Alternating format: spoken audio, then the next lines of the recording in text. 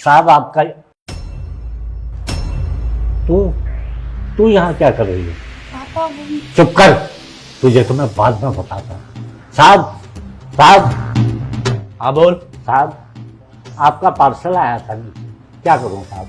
हाँ सर, एक काम कर, उसे नीचे रख ले, मैं थोड़ी देर में आऊँगा, अभी मैं कुछ काम कर रहा हूँ। अच्छा साहब, ये कौन है? तुझे उससे क्या मतलब? मंगेतर है, मेरी शादी होने वाली है, क्या करेगा? अच्छा, आपकी शादी होने वाली है? क्या इसके पापा को सब मालूम है? अबे वो ये बुढ़े पागल हो गया क्या तू? शादी होने वाली है मतलब इसके परिवार वालों को पता होगा ना, जाके काम कर अपना। अबे जाना।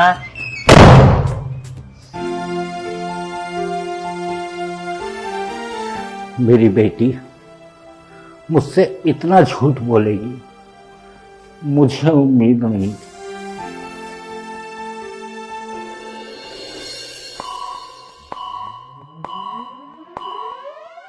हाँ, आ गई तू अपना मुंह काला करवा के। मैं तुझे बाहर पढ़ने के लिए भेजता हूँ और तू बाहर जाकर मेरी बदनामी करवाती है। देखो पापा प्लीज पहले आप एक बार मेरी बात सुनो। अरे सुनने को बचा ही क्या है, मैंने सब अपनी आंखों से देख लिया है कि तू मेरी आंखों में धूल झोंक रही है। पापा जैसा आपको लग रहा है वैसा कुछ भी नहीं है, आप एक बार मुझे बोलने का मौका तो दो। अगर ऐसा कुछ भी नहीं है तो वो कौन है लड़का जिसके साथ तू गुलछर्रे उड़ा रही थी? पापा वो कोई ऐसा वैसा लड़का नहीं है, उसका नाम रोशन है और मैं उससे प्यार करती हूँ। मैं आपको खुद ही बताना चाहती थी बट अब आपको खुद ही पता चल गया तो मैं आपसे छुपाऊंगी नहीं। तुझे एक बार भी शर्म नहीं आई कि तेरे बाप को पता लगेगी तो उसके दिल पर क्या बीतेगी? कितनी मेहनत की है मैंने तुझे पढ़ाने लिखाने में, वो सब तूने एक मिनट में बर्बाद कर दिया। पापा इससे पढ़ाई का क्या रिश्ता, और मैं उससे प्यार करती हूँ, प्यार करना गलत तो नहीं है ना? बस बहुत छूट दे दी मैंने तुझे, अब आज के बाद तू इस घर से बाहर नहीं जाएगी। आज के बाद तेरा बाहर घूमना बंद, कॉलेज जाना बंद। अच्छा तो अब आप मुझ पर बंदिशें लगाना चाहते हो, मुझे कॉलेज नहीं जाने दोगे, बाहर नहीं जाने दोगे? आपको क्या लगता है कि मैं आपकी बात सुनूंगी? सच में? पापा एक बात कान खोल कर सुन लो, मैं बाहर भी जाऊंगी और रोशन से मिलूंगी भी, समझे? और आप मुझे नहीं रोक सकते। अपने बाप से जुबान लगाती है।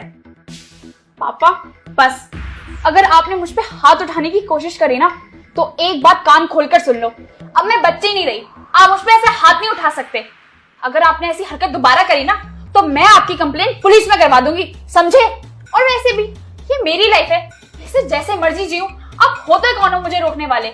मैं रोशन से मिलूंगी भी और आप बीच में बोलोगे नहीं, और अगर आपने बोला तो आप ना जेल में मिलोगे सीधा, समझे?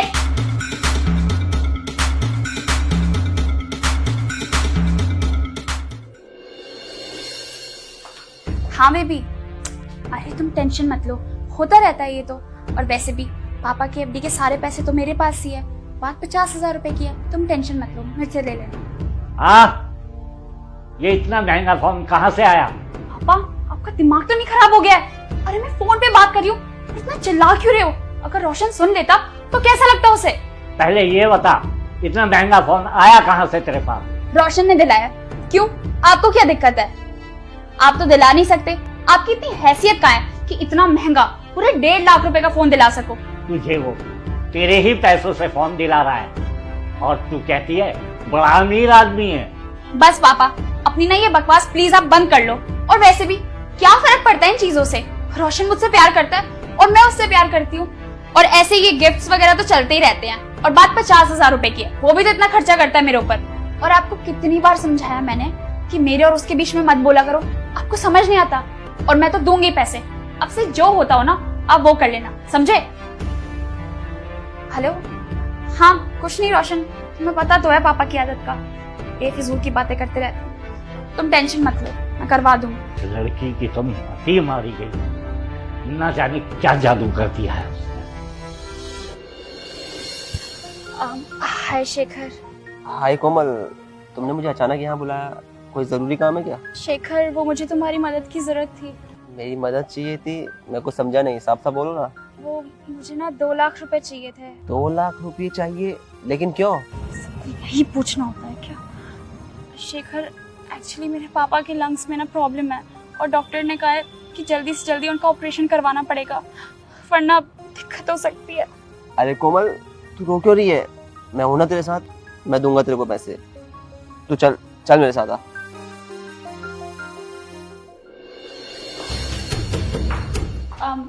एक्सक्यूज मी भैया, यहाँ ताला क्यों लगा हुआ है? यहाँ तो एक लड़का रहता है। अरे ये मकान तो काफी टाइम से खाली है, यहाँ पर तो कोई नहीं रहता। ये क्या बात बोल रहे हो आप? थोड़े दिन पहले मैं आई थी, यहाँ एक लड़का रहता है। अच्छा, वो लड़का? अरे वो तो यहाँ का एंट्री ठीक करने के लिए आया था, और जब तक उसका काम था वो यहाँ पे रहा, काम खत्म करने के बाद यहाँ से चला गया। मतलब ये उसका घर नहीं है? अरे मैडम, वो इसका मालिक नहीं था, इसका मालिक तो कोई और है, और वो यहाँ पर आता भी नहीं है। अच्छा ठीक है, थैंक यू। इसका मतलब रोशन ने मुझसे झूठ बोला, वो इस घर का मालिक नहीं है।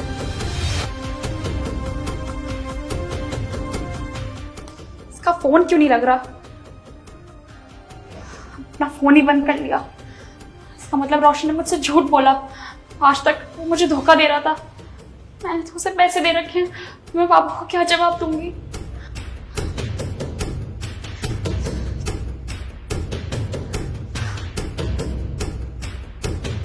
Shit.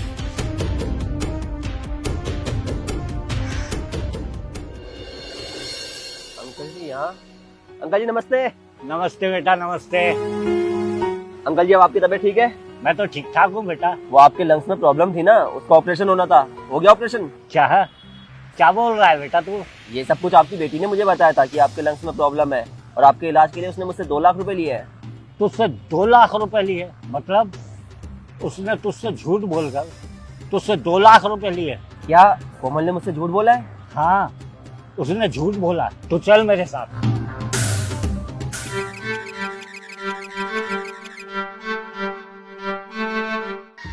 बेटा, मैं ये क्या सुन रहा हूँ? तुमने इनसे 2 लाख रुपए का कर्जा ले रखा है। मुझसे बहुत बड़ी गलती हो गई, प्लीज मुझे माफ कर दीजिए।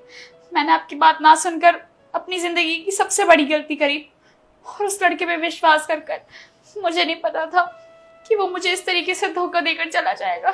I'm really sorry. I'm sorry Shekhar, मैंने तुमसे 2 लाख रुपए लिए।